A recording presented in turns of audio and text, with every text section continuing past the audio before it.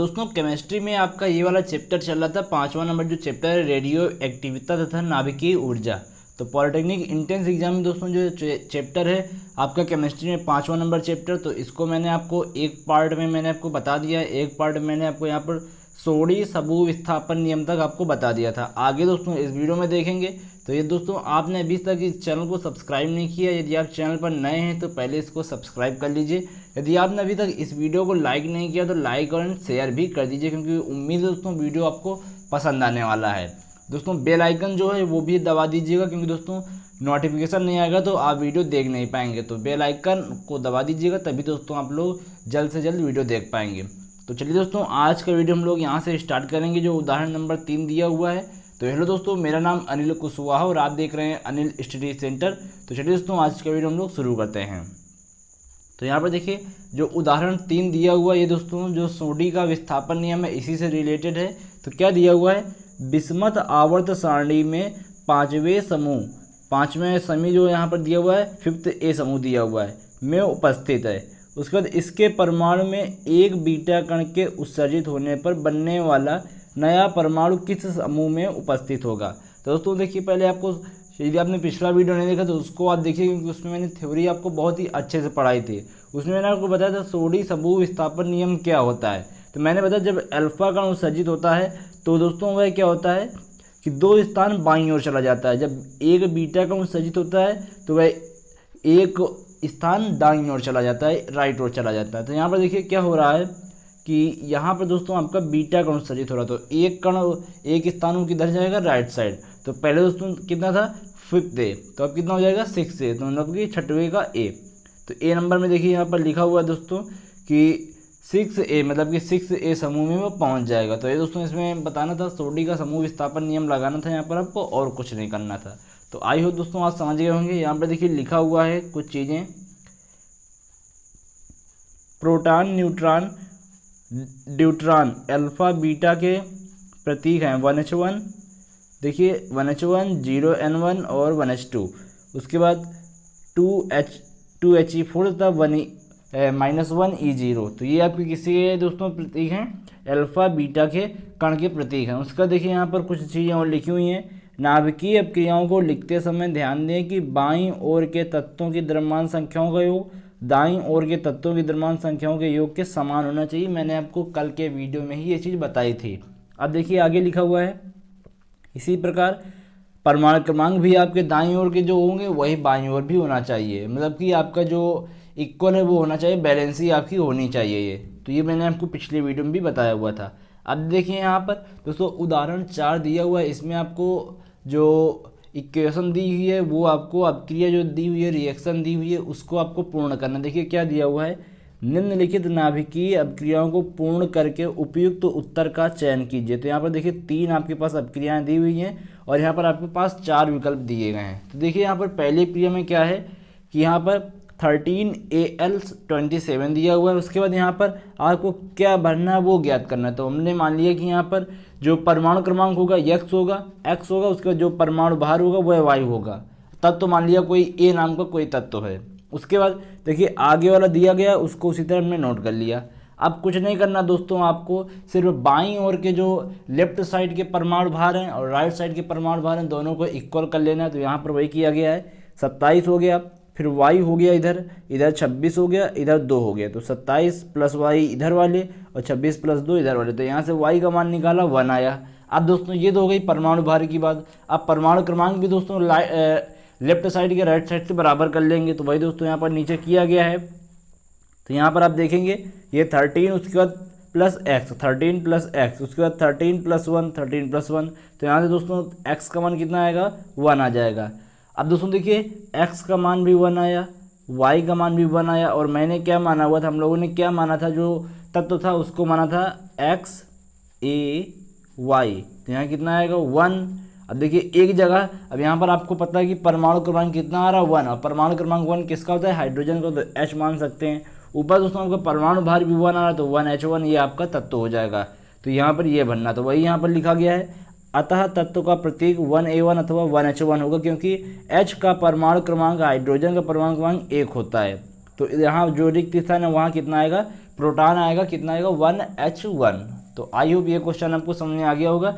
Same दोस्तों इसी तरह दूसरा क्वेश्चन भी करना है। देखिए यहाँ पर ये वाला इसके बराबर कर लेंगे, ये वाला इसके बराबर कर लेंगे। तो देखिए करते हैं। तो सेकेंड नंबर यहाँ पर दिया हुआ है, तो 14 + 4। तो देखिए 14 + 4 क्यों किया गया है, तो देखिए ये 14 और ये 4, उसके बाद 17। हमने आगे दोस्तों मान लिया कोई जो तत्व है उसको हमने मान लिया, तो वहाँ यहाँ वही माना गया है, x मान लिया गया। यहाँ पर x मानेंगे AXY, तो यहाँ पर y वाला जोड़ देंगे। तो वही दोस्तों यहाँ पर किया गया, 14 + 4 17 + y, तो y का मान निकल के आया 1। अब देखिए परमाणु क्रमांक दोस्तों यहाँ पर बराबर किया गया है, 7 + 2, उसके बाद 8 + x। तो वही दोस्तों यहाँ पर किया गया है 7 + 2 = 8 + x। तो यहाँ से x बराबर कितना निकल के आएगा दोस्तों 1 आएगा। तो इसका दोस्तों मतलब क्या हुआ कि आपका परमाणु क्रमांक 1 आया, उसके बाद परमाणु भार 1 आया, तो सेम आया। तो इसका भी दोस्तों जो खाली स्थान आएगा उसमें क्या आएगा 1H1 प्रोटॉन जो आएगा दोस्तों वो हाइड्रोजन का आएगा। तो ये आपको याद रखना है। अब देखिए नेक्स्ट है यहाँ पर उपरोक्त के समान जो तीसरा नंबर यहाँ पर है।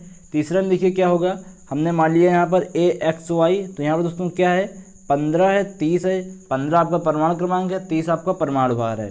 इधर दोस्तों 8 आपका परमाणु क्रमांक है, इधर 17 आपका जो परमाणु भार है। तो वही दोस्तों इधर भी उसी तरह किया हुआ है। तो देखिए इधर क्या किया गया, 30 = y + 0। देखिए यहाँ क्यों किया गया 30 = y + 0। यहाँ दोस्तों जो ये खाली स्थान है इसको मैं यहाँ पर लिख रहा हूँ, इसको हमने मानना, इसको दोस्तों हम लोगों ने माना, इसको थोड़ा रिमूव करता हूँ। अब देखिए सॉरी गाइस, हाँ अब देखिए दोस्तों इसको हमने माना यहाँ पर XAY। तो इसका परमाणु भार कितना आया y आया। अब देखिए 30, अब इसका y आया। इधर दोस्तों ऑलरेडी 0 दिया हुआ है, तो =0, तो y का मान कितना आ जाएगा यहाँ से 30 निकल के आएगा। अब देखिए आगे दोस्तों यहाँ पर फिर नीचे 15 है, 1 है, और इधर हमने x पहले से ही माना हुआ है, तो 15x1। तो यहाँ से दोस्तों निकालेंगे 14 आ जाएगा। तो x = 14 आया और यहाँ पर y = 30 आया। तो अब देखिए दोस्तों आगे इसमें जब ये आया तो अब आपको पता है जो यहाँ पर आपका जो तत्व बनेगा। तो देखिए 14 आपका परमाणु क्रमांक है, उसके बाद x मान लिया जो मैंने माना हुआ था। अब यहाँ पर 30 आपका क्या आया, 30 आया आपका परमाणु भार। अब देखिए ये कौन सा तत्व होता है आपको पता है, ये आपका सिलिकॉन होता है। तो SI लिख देंगे x की जगह। दोस्तों हमने यहाँ पर A माना हुआ, तो यहाँ पर आप A लिखिए। तो यहाँ SI की जगह x की जगह कितना लिख देंगे, SI मतलब सिलिकॉन लिख देंगे। तो बस दोस्तों इतना आपको यहाँ पर बनना था। तो बस दोस्तों आपको समझ में आ गया होगा। अब देखिए इधर ये प्लस लगा हुआ है। आपने एक चीज़ नोटिस किया होगा कि आपको लगा होगा कि माइनस का मान आएगा, माइनस का दोस्तों नहीं आएगा क्योंकि 30 है = y + 0 आएगा। तो y बराबर 30 आ जाएगा। इसी तरह x बराबर आपका 14 आएगा, क्योंकि दोस्तों ये इक्वल के बाद दोस्तों दिया हुआ था। तो ये दोस्तों आपको समझ में आ गया होगा। अब देखिए अर्ध आयुकाल क्या होता है, चलिए उसको भी देख लेते हैं। अर्ध आयुकाल क्या है, तो यहाँ पर दिया हुआ है अर्ध आयुकाल की परिभाषा। पहले उसको समझते हैं, उसके बाद मैं आपको अपनी भाषा में बताऊँगा। देखिए दिया हुआ है किसी रेडियो एक्टिव तत्व के द्रव्यमान की आधी मात्रा के विघटित होने में जितना समय लगता है उसे उस तत्व का अर्ध आयुकाल कहते हैं। दोस्तों इसका सीधा मतलब ये हुआ कि जो द्रव्यमान है उसकी आधी मात्रा को दोस्तों विघटित होने में जितना समय लगेगा उसी को अर्ध आयुकाल बोलते हैं। अर्ध आयुकाल, आधी मात्रा विघटित होगी तो अर्ध आयुकाल कहलाएगा। उसके बाद इसको T1/2 से प्रदर्शित करते हैं, T½ से प्रदर्शित करते हैं। उसके बाद T½ यहाँ पर तथा पदार्थ की शेष मात्रा N0 के बीच संबंध देखिए यहाँ पर दिया गया है। तो N बराबर दोस्तों आपका होता है N0 मल्टीपल उसके बाद 1/2 की पावर N। तो ये दोस्तों आपका फार्मूला होता है। उसका एक और फार्मूला होता है T = होता है T½ इंटू N। तो ये आपको फार्मूला याद रखना है। अब देखिए यहाँ पर N0 क्या होता है, प्रारंभिक मात्रा होती है पदार्थ की। T क्या होता है, कैपिटल T, ये आपका पूर्ण समय होता है। स्मॉल n क्या होता है, ये आपका अर्ध आयुकालों की संख्या होती है। तो बस दोस्तों इतना आपको याद रखना था। अब देखिए गणितीय रूप में इसका फार्मूला क्या लिख सकते हैं, T½ = यहाँ पर 0.693/K। बस इतना आपको याद रखना है गणितीय रूप में यदि आपसे पूछा जाएगा तो। अब देखिए आगे यहाँ पर एक नोट पॉइंट दिया हुआ है कि रेडियो एक्टिव पदार्थ की अर्ध आयु उसकी प्रारंभिक मात्रा पर निर्भर नहीं करती है। प्रारंभिक मात्रा दोस्तों यहाँ पर एन नॉट, तो जो आपकी अर्ध आयु काल होती है वह दोस्तों आपकी एन नॉट पर निर्भर नहीं करती है, तो एन नॉट से इसका कोई भी रिलेशन नहीं होता है। तो आई होप दोस्तों ये समझ गए होंगे। अब देखिए इसके दोस्तों आगे न्यूमेरिकल्स दिए होंगे तो उनको हम लोग सॉल्व करेंगे। तो यहाँ पर देखिए पहला न्यूमेरिकल दिया हुआ उदाहरण नंबर 5 है, लिखा हुआ यदि रेडियम 3160 वर्षों में अपनी प्रारंभिक मात्रा का 1/4 रह जाता है तब उसकी अर्ध आयु बताइए। तो दोस्तों अपनी प्रारंभिक मात्रा का यहाँ पर कितना रह जा रहा है, 1/4 रह रहा है। तो सबसे पहले देखिए जो फार्मूला होता है वह दोस्तों हम लोग यहाँ पर रखते हैं। तो n = होता है n0 × 1/2 की पावर n। उसके बाद देखिए यहाँ पर लिखा गया है जो रेडियम 3160 वर्षों में कितना रह जा रहा है अपनी प्रारंभिक मात्रा के 1/4। तो अपनी पूर्ण देखिए यहाँ पर जो t हम लोगों ने माना था, यहाँ पर देखिए यहाँ पर जो n होता है वह क्या होता है, n जो आपका होता है आपका पूर्ण समय होता है, जो पूर्ण आपकी मात्रा होती है। n जो होता है आपका कैपिटल N, ये आपकी पूर्ण मात्रा होती है। और यहाँ पर दोस्तों क्या लिखा हुआ है, जो उसकी पूर्ण मात्रा है वह 3160 वर्षों में कितनी रह जा रही है, प्रारंभिक मात्रा की 1/4 रह जा रही है। तो n कितना हुआ जा रहा है दोस्तों, प्रारंभिक मात्रा का 1/4। तो यहाँ पर वही दोस्तों यहाँ किया गया है, n की जगह कितना हो गया n0/4। उसके बाद आगे दोस्तों जो दिया हुआ है उसको नोट कर लिया। अब देखिए n से n कैंसिल हो जाएगा, बचेगा 1/2 की पावर 2 = 1/2 की पावर n। तो यहाँ से देखिए जब आपके बेस समान होते हैं तो आपकी घातें बराबर हो जाती हैं। तो n = 2 आ गया। अब आपको फार्मूला पता है t बराबर होता है t बराबर n × t½ कैपिटल T बराबर n × t½ तो यहाँ पर देखिए कैपिटल T की वैल्यू क्या होगी, तो यहाँ पर देखिए दिया हुआ है आपका 3160 वर्ष, पूर्ण समय आपका दिया हुआ है। तो पूर्ण समय जो T हो गया आपका, तो वो यहाँ पर आपका 3160 है। उसके बाद 2 आपका n का मान निकल के आया, अर्ध आयु कालों की संख्या, तो वो 2 हो गई। अब यहाँ पर आपको अर्ध आयु काल निकालना है, तो वहाँ पर आपको भाग दे देना 2 से, आपका आ जाएगा 1580 वर्ष। तो यही दोस्तों आपका अर्ध आयु काल हो जाएगा। तो उम्मीद है दोस्तों ये क्वेश्चन आपको समझ में आया होगा। अब देखिए नेक्स्ट यहाँ पर उदाहरण नंबर 6 दिया हुआ है, वो क्या है, तो यहाँ पर उदाहरण नंबर 6 को देखते हैं। यहाँ पर दिया हुआ है यदि किसी रेडियो एक्टिव समस्थानिक के 10 ग्राम की अर्ध आयु 30 दिन है, उसके बाद तो उसके 1 ग्राम अर्ध आयु की जो यहाँ पर अवधि होगी वह कितनी होगी, ये आपको बताना है। क्वेश्चन फिर से पढ़िए दोस्तों, यहाँ पर लिखा हुआ है यदि किसी रेडियो एक्टिव समस्थानिक के 10 ग्राम की अर्ध आयु कितनी है, 30 दिन, तो उसके 1 ग्राम की अर्ध आयु कितनी होगी। तो बस दोस्तों देखिए यहाँ पर लिखा गया है कि रेडियो एक्टिव पदार्थ की अर्ध आयु उसकी प्रारंभिक मात्रा पर निर्भर नहीं करती, यह केवल दर स्थिरांक से संबंधित होती है। दोस्तों आज मैंने आपको भी एक इम्पॉर्टेंट पॉइंट बताया था, यहाँ पर जो आपकी अर्ध आयु होती है प्रारंभिक मात्रा पर निर्भर नहीं करती। यदि दोस्तों प्रारंभिक मात्रा आपकी 30 ग्राम है तब भी दोस्तों वही रहेगा, यदि प्रारंभिक मात्रा आपकी 1 ग्राम है तब भी आपका वही रहेगा। तो दोस्तों 1 ग्राम में यहाँ पर आपका आंसर दिया होगा, तो 1 ग्राम में जो आपकी मात्रा होगी वह आपकी 30 दिन ही होगी। जितना दोस्तों आपका पहले होगी उतनी ही बाद में होगी, क्योंकि इसमें दोस्तों प्रारंभिक मात्रा का कोई फ़र्क नहीं पड़ता है। अब देखिए आगे जो 7वां नंबर न्यूमेरिकल है, यहाँ पर क्या लिखा हुआ है, एक रेडियो एक्टिव तत्व का अर्ध आयु काल 1590 वर्ष है। t½ का मान दोस्तों यहाँ पर दिया हुआ है, फिर से आपको बताता हूँ।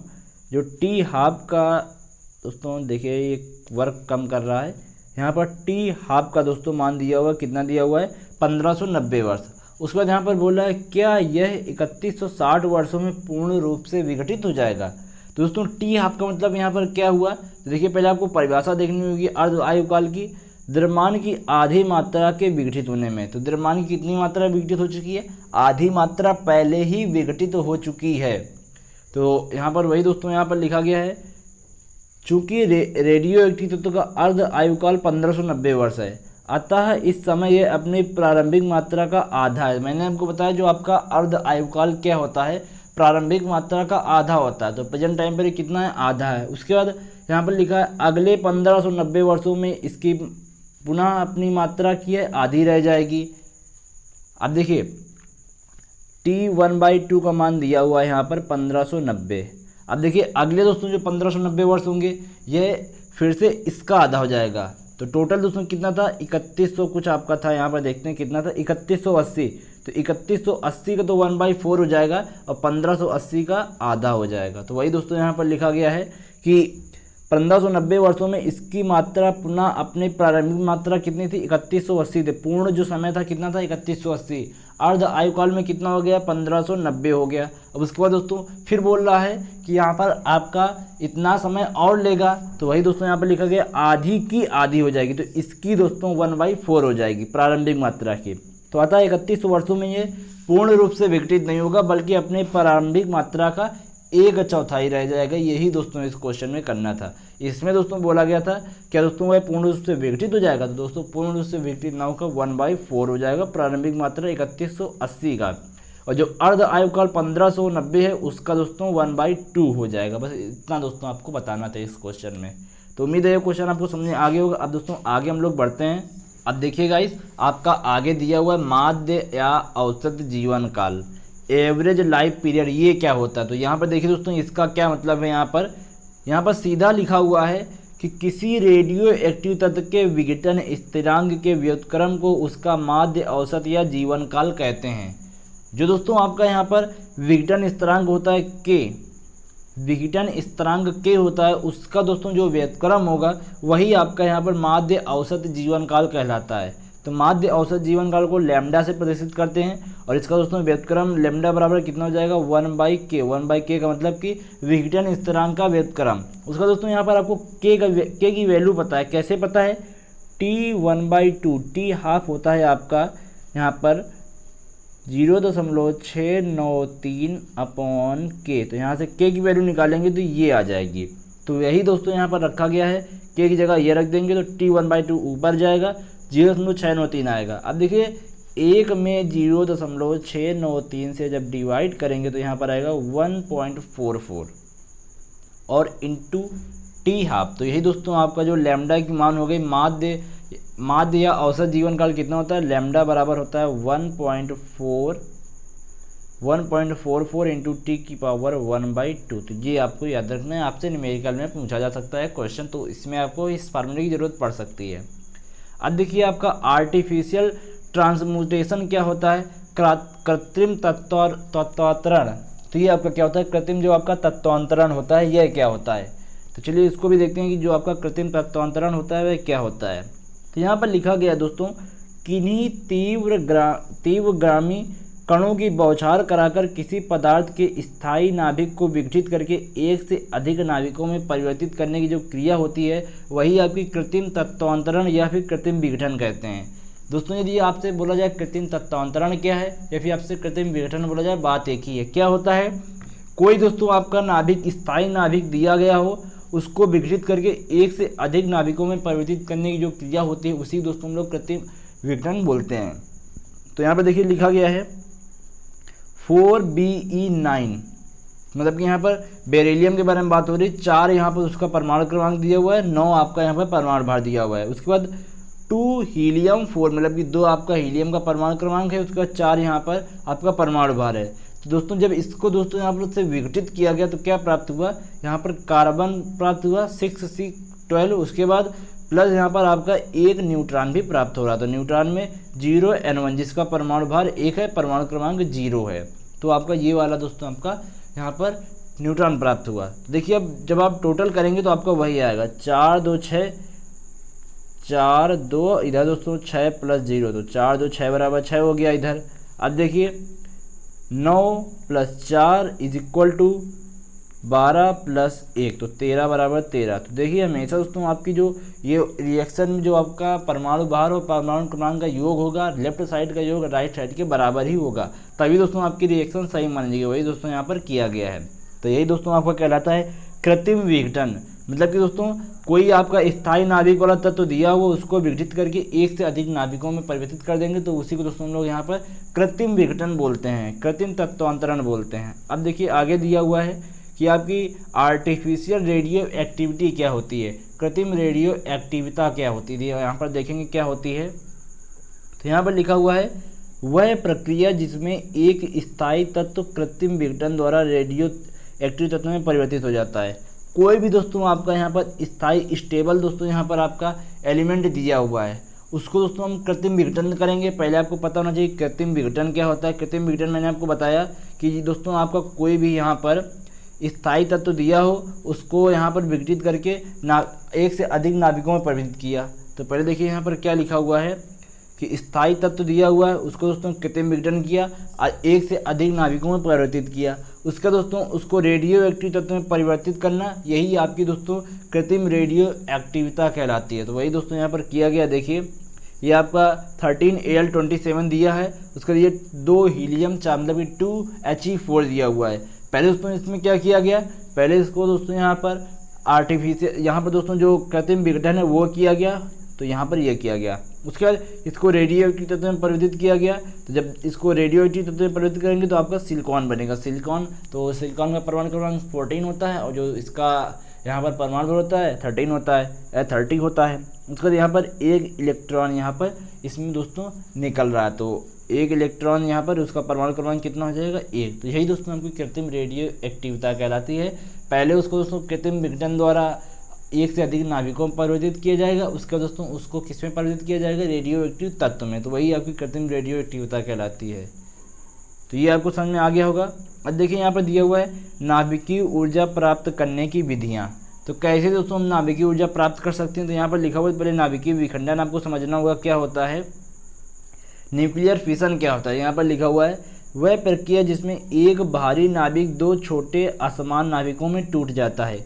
एक आपको दोस्तों भारी नाभिक दिया होगा और उसके बाद वह 2 छोटे असमान नाभिकों में टूट जाता है तथा अपार ऊर्जा उत्पन्न करता है, नाभिकीय विखंडन कहलाता है। इस प्रक्रिया को सर्वप्रथम ऑटो हान व स्ट्रासमैन ने बताया। अब यहाँ से एक क्वेश्चन बन सकता है कि नाभिकीय विखंडन की प्रक्रिया को सर्वप्रथम किसने बताया था, तो ऑटो हान व एफ स्ट्रासमैन ने बताया था। ये आपको याद रखना है। फिर से देखिए देखेंगे जो आपका नाभिकीय विखंडन क्या होता है, एक भारी नाभिक 2 छोटे असमान नाभिकों में टूट जाता है। तो उसका दोस्तों ये एक अपार ऊर्जा उत्पन्न करता है, इसी को हम लोग नाभिकीय विखंडन बोलते हैं। अब देखिए यहाँ पर एक दिया हुआ है आपका यूरेनियम भारी तत्व दिया हुआ है। अब उसको क्या किया गया दोस्तों, 2 असमान नाभिकों में तोड़ लिया गया, छोटे नाभिकों में तोड़ लिया गया। तो यहाँ पर किस में किया गया, एक किया गया बेरियम जिसका परमाणु क्रमांक 56 होता है, एक किया गया क्रिप्टॉन जिसका परमाणु क्रमांक 36 होता है। अब दोस्तों इसको तोड़ा गया, उसके बाद यहाँ पर इसमें 3 आपके न्यूट्रॉन भी निकलेंगे, उसके बाद प्लस आपकी ऊर्जा भी निकलेगी, तब दोस्तों जाके प्रक्रिया आपकी पूर्ण होगी। तो यहाँ पर देखिए 235 दिया हुआ है, तो 235 इधर हो गया, प्लस 1 हो गया इज इक्वल टू 139 हो गया, 94 हो गया, 94 प्लस यहाँ पर देखिए 3 आपके यहाँ पर परमाणु हाइड्रोजन के, उसके बाद 1 का मल्टीप्लाई। जब दोस्तों आप पूरा इसको जोड़ेंगे पूरा ये आपका 236 इधर भी आएगा, 236 इधर भी आएगा। तो मतलब कि दोस्तों ये प्रक्रिया सही है। उसके बाद यहाँ पर परमाणु क्रमांक भी दोस्तों उस तरह जोड़ेंगे तो आपके सेम आएंगे। तो यही दोस्तों इसमें नाभिकीय विखंडन में किया गया है कि एक आपका भारी नाभिक दिया वो उसको 2 असमान नाभिकों में तोड़ लेते हैं। अब दोस्तों देखिए तोड़ेंगे तो यहाँ पर कुछ ऊर्जा प्राप्त हो रही है। तो यही दोस्तों आपकी जो ऊर्जा होती है नाभिकीय ऊर्जा होती है, यही आपकी नाभिकीय ऊर्जा होती है। नीचे लिखा भी गया होगा। इस अपक्रिया के फलस्वरूप उत्पन्न ऊर्जा नाभिकीय ऊर्जा कहलाती है। ये वाली ऊर्जा की क्या होती है, नाभिकीय ऊर्जा होती है। अब देखिए यहाँ पर लिखा हुआ है कि नाभिकीय विखंडन में 2 प्रकार की श्रृंखला अभिक्रिया होती हैं। पहली दोस्तों एक होती है आपकी अनियंत्रित श्रृंखला अभिक्रिया, अनकंट्रोल्ड चेन रिएक्शन। ये क्या होती है, परमाणु बम दोस्तों जो आपका होता है एटम बम, वह आपकी अनियंत्रित श्रृंखला अभिक्रिया का उदाहरण है। ये अभिक्रिया विनाश की द्योतक है दोस्तों। इसमें देखिए काफ़ी विनाश होता है, ये अनियंत्रित होता है, तो इसीलिए इसको किस में रखा गया है, अनियंत्रित श्रृंखला अभिक्रिया में। उसका देखिए नियंत्रित श्रृंखला अभिक्रिया में किसको रखा गया है, ये अभिक्रियाएँ नाभिकीय रिएक्टरों में होती है, जो आपके नाभिकीय रिएक्टर होते हैं। उसके बाद ये उसमें ऊर्जा की नियंत्रित मात्रा उत्पन्न करती हैं। इसमें दोस्तों बहुत ज़्यादा अनियंत्रित मात्रा नहीं उत्पन्न होती, सिर्फ नियंत्रित मात्रा उत्पन्न होती है। उसके बाद ये अभिक्रियाएँ लाभदायक कार्य में उपयोगी हैं। नाभिकीय रिएक्टर तथा परमाणु भट्टी से उत्पन्न ऊर्जा का उपयोग विद्युत के उत्पादन में किया जाता है। अब देखिए यहाँ पर लिखा गया जो नाभिकीय रिएक्टर तथा परमाणु भट्टी से उत्पन्न ऊर्जा होती है उसका प्रयोग कहाँ किया जाता है, विद्युत के उत्पादन में, इलेक्ट्रिसिटी का दोस्तों जो यहाँ पर निर्माण होता है उसमें किया जाता है। लेकिन यहाँ पर जब आप जो यहाँ पर आपकी परमाणु एटम बम में दोस्तों जो ऊर्जा उत्पन्न होगी उसका तो प्रयोग आप कहीं भी नहीं कर पाएंगे, उससे दोस्तों विनाश ही विनाश है। वही दोस्तों यहाँ पर बताया गया है। तो सॉरी गाइस, तो ये आपको समझ में आ गया होगा। अब देखिए यहाँ पर दोस्तों कुछ तत्व दिए गए हैं, पहले एक बार चेक कर लेते हैं वीडियो कितने मिनट का हो गया, 24 मिनट का। चलिए अभी थोड़ा सा टाइम है। तो देखिए रिएक्टर में प्रयुक्त कुछ महत्वपूर्ण यहाँ पर पदार्थ दिए गए हैं, देखिए क्या हैं। सबसे पहले यहाँ पर दिया गया है नाभिकीय रिएक्टर में ईंधन के रूप में U-235, तो यहाँ पर इसका मतलब क्या है, यूरेनियम आपका 235, तो यूरेनियम 235। उसके बाद Pu जो आपका प्लेटिनम होता है वो दोस्तों आपका दिया है 200, प्लूटोनियम होता है दोस्तों, प्लूटोनियम प्लेटिनम नहीं होता है आपका, प्लूटोनियम होता है, इसको प्लूटोनियम बोलते हैं। तो ये आपका 239 इसका आपका परमाणु भार होता है। तो दोस्तों ये दिए गए हैं आपके परमाणु भार, यूरेनियम 235 परमाणु भार वाला, और प्लूटोनियम आपका 239 भार वाला प्रयोग किया जाता है नाभिकीय रिएक्टर में ईंधन के रूप में। तो आपसे क्वेश्चन पूछा जा सकता है कि नाभिकीय रिएक्टर में ईंधन के रूप में किस तत्व का प्रयोग किया जाता है, उसका परमाणु भार कितना होता है। तो आपको बताना होगा यूरेनियम 235, उसके बाद प्लूटोनियम आपका 239। अब देखिए नेक्स्ट देखेंगे भारी जल DTO, जिसको आपको जो आपका रासायनिक केमिकल फार्मूला होता है आगे यहाँ पर दिया है, अथवा ग्रेफाइट का प्रयोग विमंदक मॉडरेटर के रूप में किया जाता है। मॉडरेटर क्या होता है, यहाँ पर लिखा हुआ है न्यूट्रॉन की गति को कम करने के लिए जो आपका मॉडरेटर होता है वह आपकी न्यूट्रॉन की गति को कम करता है के रूप में प्रयोग किया जाता है।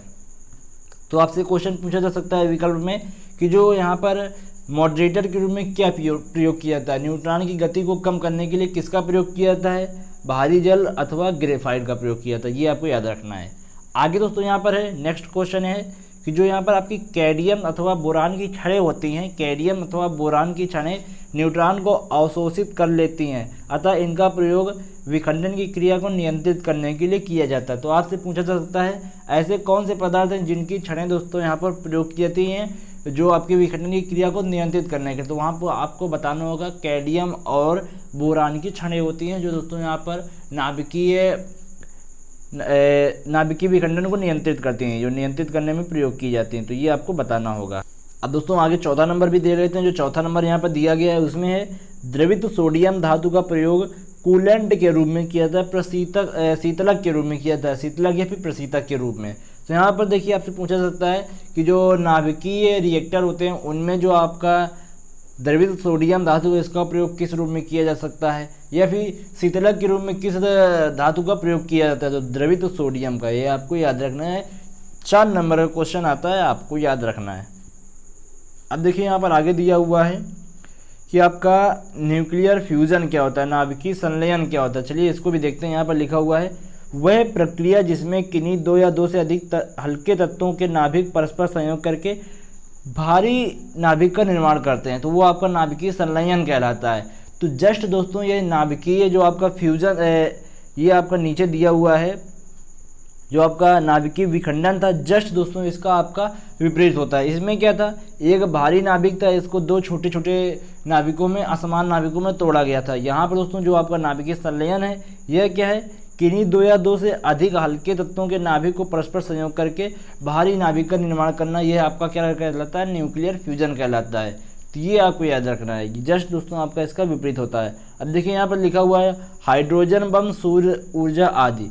तो दोस्तों यहाँ पर देखिए जो आपका हाइड्रोजन बम होता है, यहाँ पर 2 हल्के हल्के तत्व मिलाए गए और इसको दोस्तों एक भारी नाभिक वाला बना दिया गया। तो हाइड्रोजन में क्या होता है, हाइड्रोजन बम में छोटे छोटे तत्वों को मिलाकर एक बड़ा दोस्तों जो आपका तत्व वाला तत्व है वो बना दिया जाता है। इसी तरह दोस्तों सूर्य की ऊर्जा में छोटी छोटी ऊर्जाओं को मिला के दोस्तों एक भारी ऊर्जा वाला जो यहाँ पर सूर्य बन जाता है। इसमें काफ़ी ऊर्जाएं होती हैं। तो ये दोस्तों यहाँ पर इसका नाम न्यूक्लियर फ्यूजन का मतलब है। देखिए यहाँ पर एग्जांपल दिया है ड्यूटेरियम में। दोस्तों यहाँ पर जब दोस्तों ड्यूटेरियम के 2 परमाणु जोड़ेंगे आपस में तो हीलियम बनेगा, उनसे इतनी ऊर्जा वहाँ पर निकलती है, उतनी ऊर्जा भी प्राप्त होती है। तो ये दोस्तों आपका नाभिकीय संलयन होता है। अब देखिए यहाँ पर नीचे दिया गया एक चीज़ और ये आपको याद रखनी है, ये है जिस उच्च ताप पर नाभिकीय संलयन अभिक्रियाएं होती हैं उस ताप पर परमाणु के सभी इलेक्ट्रॉन अपने परमाणु से अलग होकर फैल जाते हैं। फलस्वरूप नाभिकों तथा मुक्त इलेक्ट्रॉनों का मिश्रण शेष रहता है जिसे प्लाज्मा कहते हैं। तो फिर से देखेंगे यहाँ पर देखिए